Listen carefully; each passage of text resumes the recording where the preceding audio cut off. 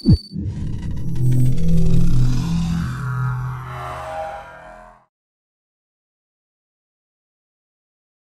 to the Wrestling Replay. It's Cato here with the WWE Monday Night Raw Replay of the Week. We are back from a little vacation. 4th of July week, we decided to take off. We didn't do the Let's Talk About It episode. We didn't do any replays, any recaps. So, we are back. I hope everyone enjoyed their 4th of July weekend. I hope everyone had a really good time. But it's Mondays, alright? Mondays, the favorite part of Monday is Monday Night Raw. So let's go ahead and jump right into the episode and see what we have going on this week. The show kind of kicked off with a section of Miz TV, the Money in the Bank version, that pretty much led to a match between John Morrison and Ricochet. Now, I'm going to say this was one of the better matches of Monday Night Raw. I don't know what direction Ricochet is really moving in. He's in the black jeans now. It looked like he's trying something new, but you can't deny this man's in-ring ability. His talent is just remarkable. But what I do think Ricochet needs is something else to stick out to the fans, something else to stick out from the rest of the locker room, or he's going to end up one of those guys that's chasing around the 24/7 champion while he's trying to just hang on to a spot in a roster. Now, with him being in a match like this with John Morrison, these two guys together, you know what type of match they are capable of having, and they kind of just set the tone for Money in the Bank. They kind of set the tone of what you're going to possibly see in Money in the Bank. These are two high flyers, two guys who have a great aerial arsenal. So this match really didn't disappoint, even though John Morrison got the win via countout, which will probably lead to a rematch leading next week in the Monday Night Raw, possibly leading into a feud with Ricochet and The Miz whenever The Miz is ready to get back inside that ring. But yeah, these two had a really good matchup, man. I enjoyed that matchup thoroughly. And for me personally, it was everything I expected from someone like John Morrison and Ricochet. We also got to see Mustafa Ali get the pinfall victory over Mansoor. He's been trying to tell Mansoor for weeks, you can't trust anybody. You know, you're not going to get over in this company by being the nice guy or thinking with your heart at the time. Sometimes you have to use your mind in order to get the victories you want and climb that ladder in the ranking system. And he pretty much showed them firsthand exactly what he was trying to tell him week in and week out. Eventually, I think we're going to possibly see a tag team of some sorts with Mansoor and Mustafa Ali, maybe after a little feud, a little rivalry. I could see these two definitely being tag team partners. They may actually make pretty good partners. The only problem is Vince McMahon or the WWE has been on record saying they want bigger guys, bigger, those 6'3", 6'4", over 220-pound guys again. So it's going to be interesting to see a smaller tag team like Mansoor and Mustafa Ali if they do decide to team up in the future. Now, I think these two are capable of having some more great matches with each other one-on-one. So I'm actually looking forward to that. I'm glad Mustafa Ali got out of that whole retribution storyline. That was awful. So he should be able to do something good with Mansoor, and this will be the type of feud that Mansoor needs to really put him on the map. Now, speaking of those smaller tag teams, we got to see the Lucha House Party go against TBar and Mace. Now, TBar and Mace, when they jumped on the scene, we thought this was going to be the big dominant tag team that the WWE was looking for. They failed with the Viking Raiders. I'm not going to say they failed, but Viking Raiders aren't really, a big tag team. They're bigger guys, but they aren't those 6'4", 6'5" type guys that WWE would like when they consider a big man. AOP just couldn't stay healthy. That was another good tag team that was pretty big. So now we have TBar and Mace.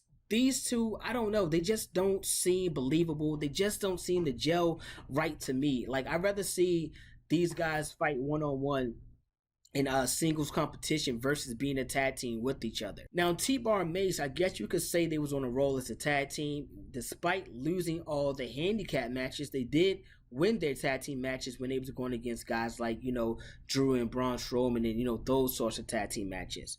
Now they're in here with a legit tag team, the Lucha House Party, and they lose again to the smaller tag team. I don't know what direction we're going to send TBar and Mace. I thought they was going to be one of those tag teams that was going to come in and beat guys within 3 to 4 minutes, and that kind of be their get up, that kind of be their gimmick.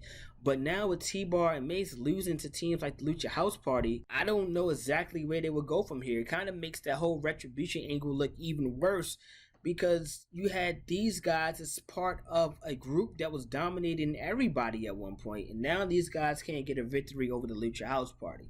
Not saying that the Lucha House Party isn't talented. I'm just saying that, with them being the smaller luchadors, these two big giants should definitely go out there and destroy them within minutes.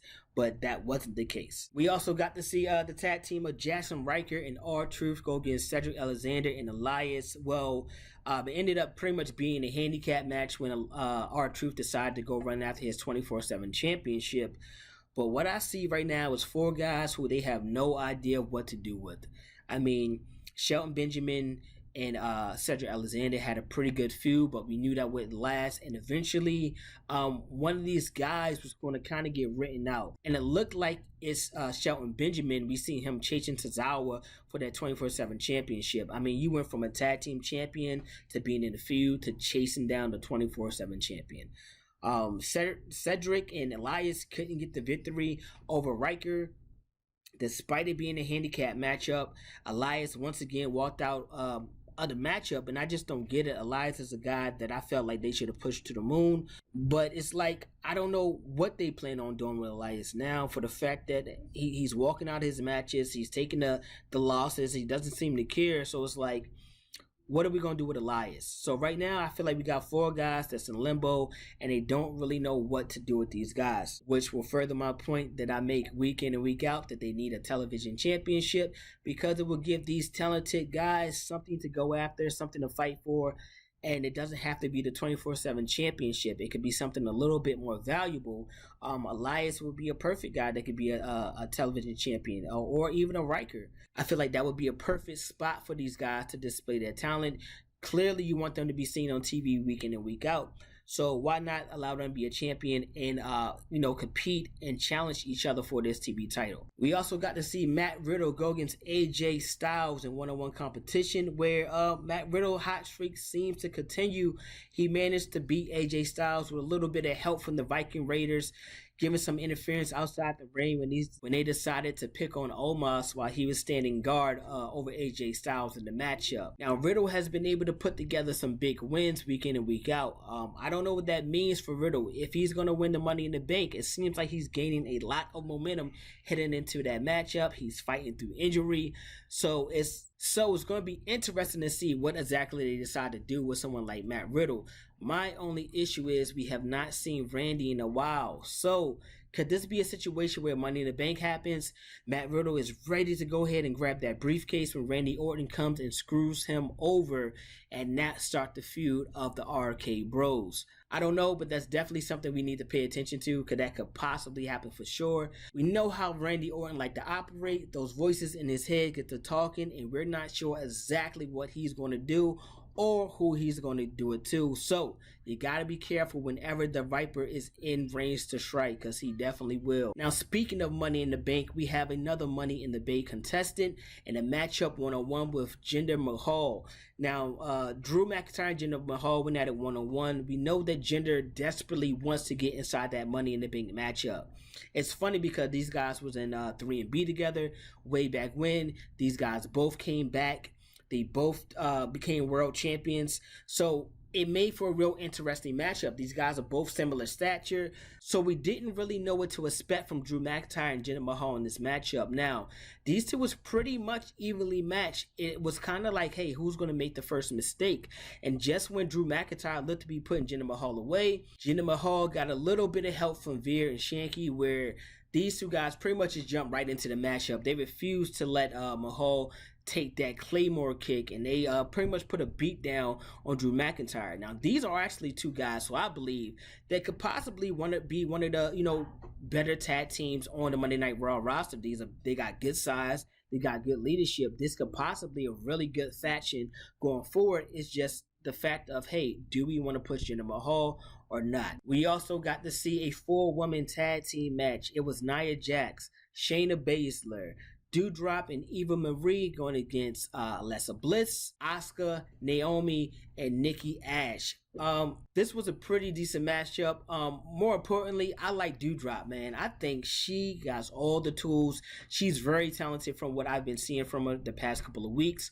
And I really want to see her when they finally finish up this Rhea Ripley and Charlotte Flair angle to see if they'll push someone like Doudrop to possibly be in that women's championship title hunt. She's very talented inside this ring. Now, her team did manage to get the win, of course, with Eva Marie announcing herself as the sole winner of the match, as if it wasn't even a tag team matchup. So I do like the character of Eva Marie, where her being back is kind of hilarious, but it's going to come a point where she's going to have to start putting on great matchups if she wants to continue to be over. Now, last but not least, we have the New Day going against Bobby Lashley and MVP, building up a little bit more momentum for that Kofi Kinston and Bobby Lashley match heading to Money in the Bank for that WWE World Heavyweight Championship. So, this match went as you could expect, man. The veteran tag team and the New Day managed to get the win over Bobby Lashley MVP, with MVP